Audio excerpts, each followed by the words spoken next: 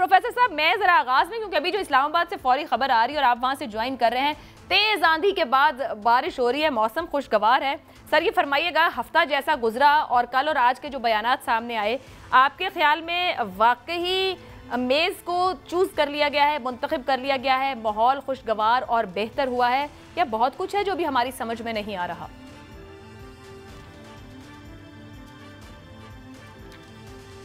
मैं समझता हूँ कि जो यहाँ बादल गरज रहे हैं और रहमत बरस रही है, तो ये बेहतरीन मौसम था पीटीआई के लिए कि वो अपने वर्कर्स के साथ यहाँ सिट इन देते अगर उनको नताइज हासिल होते।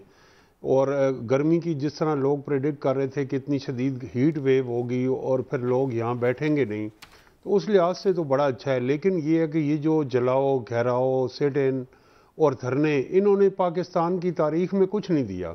हमें अभी 70 साल से ज़्यादा का अरसा हो गया है तमाम स्टेक होल्डर्स को, गवर्नमेंट को, अपोजिशन को, अदलिया को और इस मुल्क के दानिशवरों को, मीडिया को, इस्टेब्लिशमेंट को ये तय करना चाहिए कि मुल्क किस तरह आइनी बंदोबस्त पे चलेगा, साफ़ और शफाफ इंतखाबात कैसे होंगे, रिफॉर्म्स मुख्तलिफ शोबों में कैसे होंगी इस, और मईशत की किस तरह अबतरी जो है वो दूर होगी।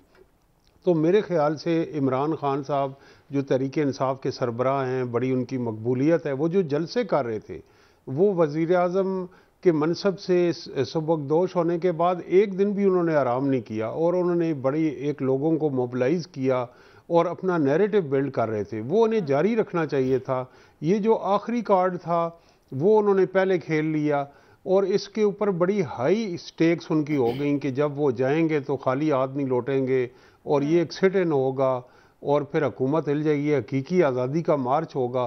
तो इसके अंदर एक गैम्बल था जो मेरे ख्याल से इनकी हिकमत अमली में ये दुरुस्त साबित नहीं हुई। पसे पर्दा क्या डील हुई है या नहीं हुई, मुझे तो उसका नहीं पता। डील वही होती है जो हुकूमत सामने लाए। हमारे यहाँ ये भी रवायत रही है कि पीटीआई की हुकूमत में एक फ़िरका वाराना तंजीम के साथ ऐसी खुफिया मुआहदा किया गया और जो कौम को नहीं दिखाया गया। लेकिन बात ये है कि इस वक्त जो 25 तारीख को यहाँ पे एक धरना हुआ और जो मार्च हुआ, उस वक्त हम एक तरफ यासीन मलिक साहब का केस था, दूसरी तरफ IMF से मुज़ाकरात थे, तो सारा हो गया। चलें उसको, वो KPK से गए। अच्छी बात ये है। प्रोफेसर साहब, मैं आपको ये पूछूं, आपने कहा आखिरी कार्ड पहले खेल दिया गया और मिस कैलकुलेशन हुई, वो कैलकुलेशन सिर्फ तारीख को लेकर हुई या फिर ये जो मार्च बिना धरने के इख्तिताम पजीर हुआ, स्टेक्स आए थे, बिना किसी यकीन दहानी के खत्म हो गया है?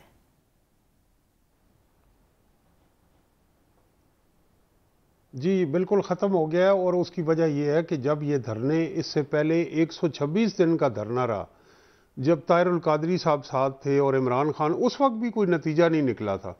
और इस मुल्क में निज़ाम मुस्तफ़ा की जो तहरीक चली उसका भी कोई नतीजा नहीं निकला।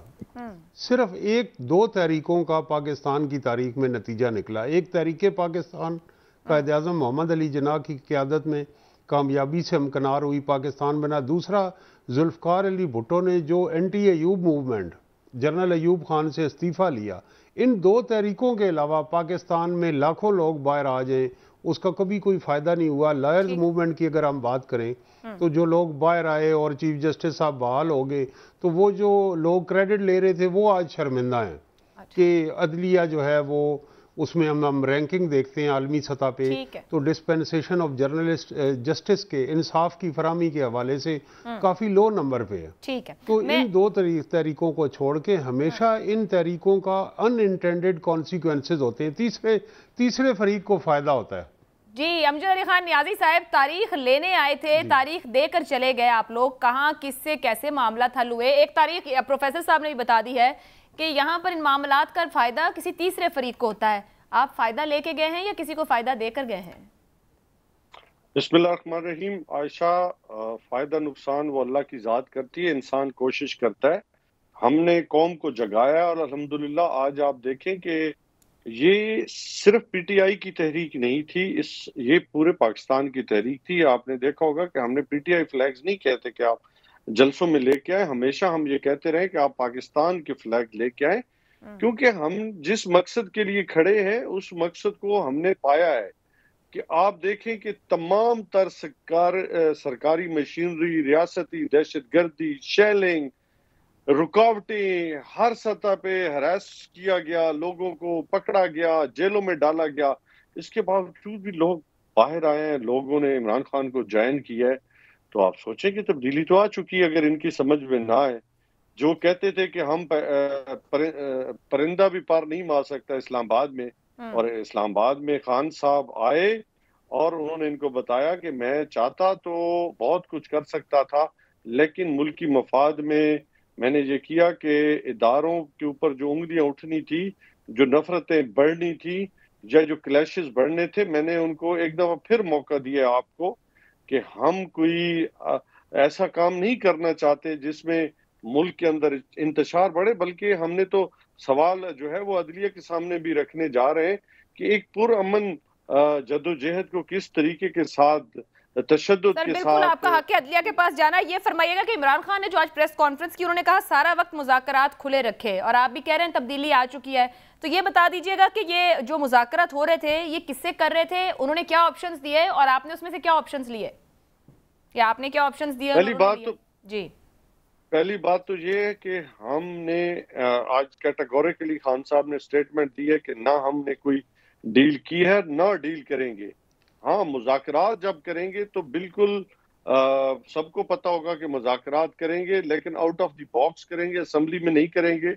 और किस पे करेंगे? इलेक्शन पे, कि कब कराएंगे, कैसे करेंगे, इसके ऊपर बातचीत होगी। इससे हट के बातचीत न्याय साहब, पिछले 3 दिन में आपकी हुकूमत से कोई मुज़ाकरात नहीं हुए। अब तो हुकूमत भी तस्दीक कर रही है उन मुज़ाकरात की जिसमें आपकी सेकंड ईयर लीडरशिप मिली है। देखिए, इलेक्शन, मेरी बात सुने ना, डील की बात कर रहे हैं ना, डील सर मैं डील की बात, मैंने लफ्ज़ डील का इस्तेमाल नहीं किया न्याय साहब, मैंने मुज़ाकरात का पूछा है। देखिए, हमारी जदोजहद है ही इलेक्शन के लिए, और वो भी साफ और शफाफ के लिए। तो उसमें अगर कोई हमसे बात करना चाहते हैं तो हमने दरवाजे तो क्या हुकूमत की तरफ से कोई यकीन दहानी कराई गई है कि जून में तारीख दे दी जाएगी इलेक्शन के लिए? देखिए, अगर हमने सियासी इस्तेकाम लाना है तो इलेक्शन मस्ट है। अगर हमने माशी इस्तेकाम लेना है तो फिर भी इलेक्शन है, क्योंकि आज इनकी वजह से जो इन्होंने जो फैसले इतने लेट किए हैं, या इतने जो ये कह रहे हैं कि अपने डिसीजन नहीं ले सके, और अभी तक इन्होंने, देखे हम रशिया के पास क्यों जा रहे थे कि लोगों पे मुश्किलात कम हो, ये IMF के आगे घुटने टेक रहे। रशिया के साथ तो हमारा कोई वायदा नहीं हुआ था न्याय साहब। ये भी एक ऐसा पॉइंट है जिसको आप लोग पॉलिटिकली यूज तो बहुत कर रहे हैं, मगर जब वो दौरा हुआ उसके बाद कोई भी एलामिया नहीं आया कि कोई चीज ऐसी हो रही है। न जाने से पहले बताया गया कि ऐसा कुछ हो रहा है। एक खत है हमाद साहब का गालिबन जो कि मार्च के आखिरी तारीखों का है, जब vote of no confidence table हो चुके थे। आयशा, हम इसराइल में पकौड़े खाने तो गए नहीं थे, या पकौड़े लेने गए थे। देखिए, हमेशा मुल्कों के दरमियान चीजें कुछ इब्तदाई तौर पे तय होती है, कुछ फॉरेन ऑफिस पे तय होती है, तभी जो है वो प्राइम मिनिस्टर जाया करते हैं और प्रेसिडेंट मिला करते हैं। वहां पे ऐसे नहीं मिलते कि आपके पास जी आए, आप गपशप करे, या आप कहे जी कि मैं तो इधर से गुजर रहा था, आप माशाल्लाह बड़े अच्छे लग रहे हैं। ये तो होता नहीं है। वहां पे आप बातचीत करते हैं। बिल्कुल दुरुस्त कह रहे हैं, मुल्कों के मामलात हमारी डे रूटीन पॉलिटिक्स के अंदर भी मैं इस पे कमेंट चाहूंगी। प्रोफेसर ताहिर मलिक साहब, आप भी इन चीजों को फॉलो कर रहे होंगे। रशिया के साथ पेट्रोल, अब जाहिर बात है 30 रुपए बढ़ गया है, उसका फॉल आउट भी आएगा इस पॉलिटिकल गवर्नमेंट पर, लेकिन बार बार PTI की जानिब से कहा जा रहा है कि हम तो वहां से सस्ता तेल लाने वाले थे और फला फला मुआहदे होने वाले थे। जमीनी हकीकत के तौर पर देखो, कोई ऐसा डॉक्यूमेंट, कोई ऐसा एलामिया, कोई ऐसी बातचीत जो प्रायर हो रही हो या बाद में सामने आई हो, वो सामने नहीं आई। अगर आप बेहतर गाइड कर सकेंगे, क्या वाकई हमें सस्ते दामों पेट्रोल रशिया से अवेलेबल था, मुयस्सर था और हासिल होने को था?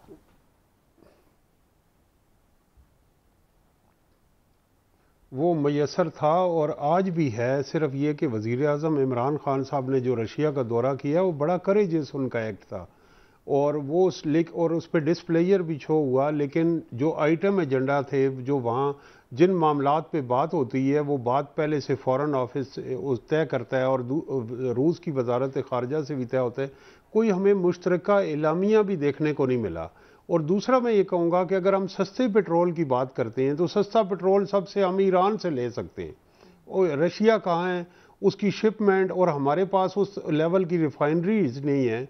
जो इंडिया रशिया से ऑयल ले रहा है तो उसकी रशियन ऑयल को रिफाइन करने के लिए रिफाइनरी है। हमने ईरान वाला बॉर्डर सेल किया हुआ है, उससे हम ऑयल आने नहीं दे रहे। वहाँ पे बलोच जो लोग जिनका ये रोज़गार है वो भूखे मार रहे हैं।